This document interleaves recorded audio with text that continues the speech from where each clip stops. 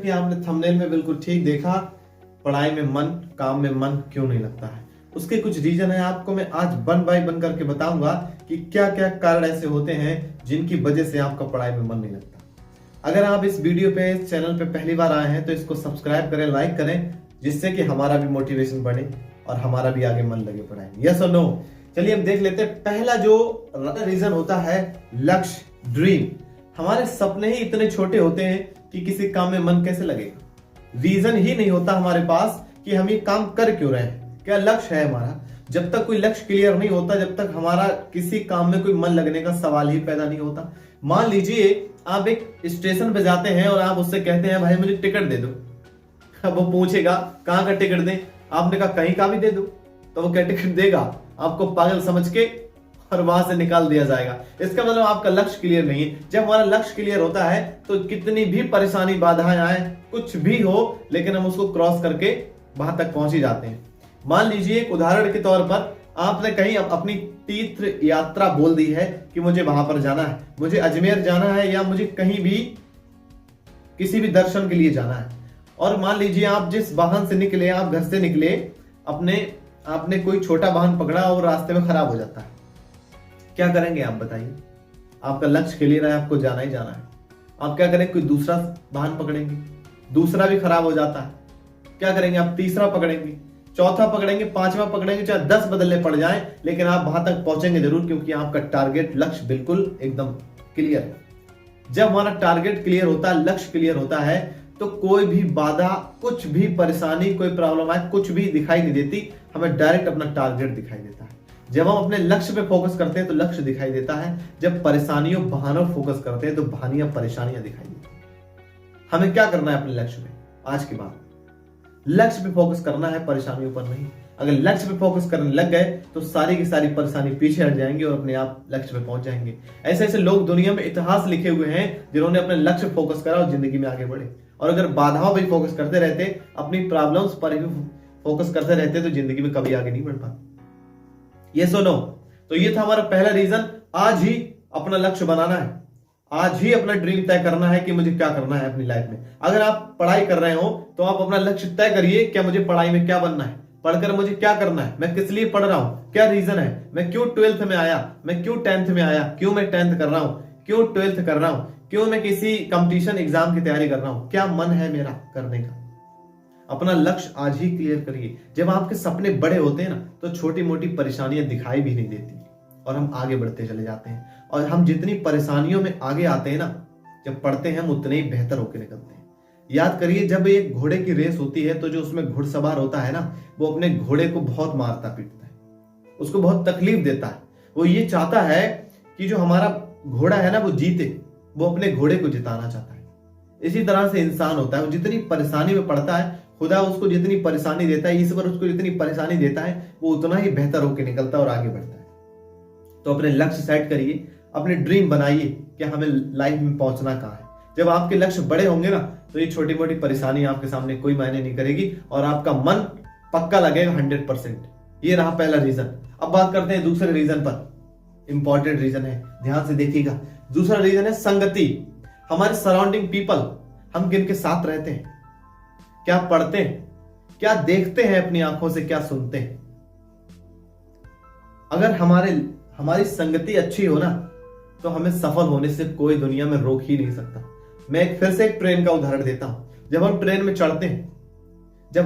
चढ़ते हैं, बहुत धक्का मुक्की होती है और हम ट्रेन में चढ़ते होते हैं। हमारे पीछे वाले भी क्या करते होते हैं, ट्रेन में जा रहे होते हैं और हम भी ट्रेन में जा रहे होते हैं। कई बार हम बीच में फंस जाते हैं, अपनी पावर भी नहीं लगाते, सुस्त हो जाते हैं, लेकिन फिर भी क्या करता है, पीछे के लोग हमें धक्का मार के ट्रेन के अंदर कर देते हैं। क्योंकि संगति, सारे ही एक ही डायरेक्शन में जा रहे थे, सबका एक ही लक्ष्य था कि हमें ट्रेन के अंदर जाना है। तो हम अपनी पावर नहीं लगाते ना, तब भी हमारी संगति पावर लगा के हमें वहां तक पहुंचा देती है। और याद करिए, अगर इसका उल्टा हो, हम ट्रेन में जा रहे हो और बाकी के लोग ट्रेन से उतर रहे हो, तुम कितनी भी पावर लगा देना, क्या ट्रेन में जा पाओगे? नीचे गिर जाओगे, क्योंकि वहां पर आपका लक्ष्य ट्रेन में जाना है और लोगों का नहीं जाना है ट्रेन। जब हमारा लक्ष्य एक ही डायरेक्शन में होता है, हमारे दोस्त, हमारे आसपास वालों का लक्ष्य सेम होता है जो लक्ष्य हमारा है, तो हम उस रास्ते पर जरूर पहुंचते हैं। अगर आपकी संगति खराब है, आज ही बदल दीजिए। डॉक्टर अगर हमारे शरीर का पार्ट कोई खराब हो जाता है तो उसको काट के फेंक देता है, चाहे इंसान विकलांग क्यों ना हो जाए। अगर हमारी संगति खराब है तो वो हमारा फ्यूचर खराब कर देगी पूरा। अगर आपका दोस्त कोई खराब है जो आपको काम करने से, पढ़ने से रोकता है, उसको आज ही अपने ग्रुप से निकाल फेंकिए। उसको वार्निंग दे दीजिए कि अगर मेरे ग्रुप में रहा और मेरी पढ़ाई खराब हुई तो आज से अपनी दोस्ती खत्म हो जाएगी। उसको वार्निंग दे दीजिए। आपकी पढ़ाई, आपका काम काज ही सब कुछ है। अपनी संगति का खास करके ध्यान रखिएगा। संगति के ऊपर लोगों ने किताबें लिखी हैं पूरी की पूरी। संगति बहुत बड़ी चीज होती है। अगर हमारे दोस्त अच्छे मिल जाएं, हमारे साथ वाले अच्छे मिल जाएं, तो हमें कहां से कहां पहुंचा सकते हैं। महाभारत में श्री कृष्ण गुरु ही तो थे, उन्हें संगति अच्छी मिली, गुरु अच्छे मिले और उन्हें नैया उनकी पार लगा दी। तो हमारी संगति अच्छी होनी चाहिए। और एक संगति का उदाहरण कैकेयी भी है। कैकेयी को संगति मिली मंथरा उनके कान भर देती थी और क्या से क्या हुआ, पूरी महाभारत हो गई उन्हीं की वजह से।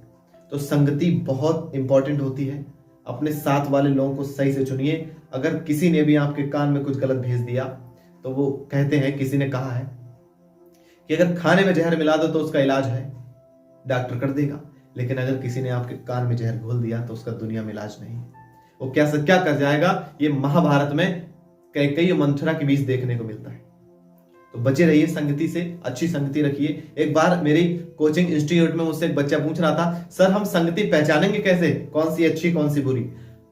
अगर आप जिस दोस्तों के साथ रहते हैं और आपको महसूस होता है यार मुझको कुछ करना चाहिए, मुझको कुछ करना चाहिए, कुछ पढ़ना चाहिए, कुछ बनना चाहिए, मैं इनसे पीछे हूं, कुछ मुझे रात में पढ़ना चाहिए, दिन में पढ़ना चाहिए, कुछ करना चाहिए, तो वो संगति आपके लिए अच्छी है। और जिस संगति में आप सबसे बेहतर हो ना, तो बस समझ लो संगति आपके लिए सबसे बेकार है, क्योंकि उस संगति में लोग आपका मजा ले रहे हैं, आपसे फायदा उठा रहे हैं, आप उनसे सीख नहीं रहे कुछ। यस और नो? चलिए हम बात करते हैं तीसरे पॉइंट पर बात करते हैं। तीसरा पॉइंट है मन। लोग, मैंने अक्सर सुना है, लोग कहते हैं मन की सुनो हमेशा। मैं कहता हूं मन की सुनोगे तो मारे जाओगे। मन हमारा हमें मरवा देगा। मन की कभी नहीं सुनना। मन एक घोड़ा है जिसको कोई लगाम नहीं लगी। मन ऐसे काम करेगा, जैसे मैं एक उदाहरण देता हूं। अगर आपका मन, आपकी फेवरेट मूवी आ रही हो टीवी पर और आपको बैठ के पढ़ना हो, तो क्या मन चूज करेगा बताइए? पक्का है मन आपका टीवी ही चूज करेगा, आपकी फेवरेट फिल्म आ रही। मन हमेशा वो चूज करता है जिसमें उसको आराम मिलता है, उसको मजा आता है। लेकिन हमारा कैरियर आराम में नहीं है, कंफर्ट जोन में कैरियर है ही नहीं। Hard work change your future, change your luck. Hard work से हम अपना लक बदल सकते हैं। तो अपने मन को काबू रखिए, इसको लगाम लगा के रखिए। वो करना जरूरी है जो करना चाहिए, वो करना जरूरी नहीं है जिसको मन कहे कि ना कहे। मन तो कुछ भी कह सकता है, कुछ भी करने को बोल सकता है, मन की नहीं सुनिएगा। जो करना जरूरी है ना वो काम करिए। अगर पढ़ना जरूरी है तो उसको पढ़िएगा, कोई काम जरूरी है तो उसको करिएगा। मन कहे ना कहे उससे फर्क नहीं पड़ता। मन तो कहता है 20 घंटे सो लो बढ़िया करके पढ़ के, जिंदगी खराब हो जाएगी। मन तो कहेगा 10 बजे उठो सुबह आराम से। मन तो कुछ भी कह सकता है। मन बिना लगाम का घोड़ा है, इसको लगाम लगा के रखिए। मन कभी नहीं कहेगा पढ़ो, अपना वो काम करो जो करना जरूरी है। पढ़े रहने से अच्छा है कुछ पढ़ते लिखते रहना, वरना ऐसे ही पढ़े रहे तो आगे चल के बहुत पढ़ेगी। Okay, thank you, wish you all the best.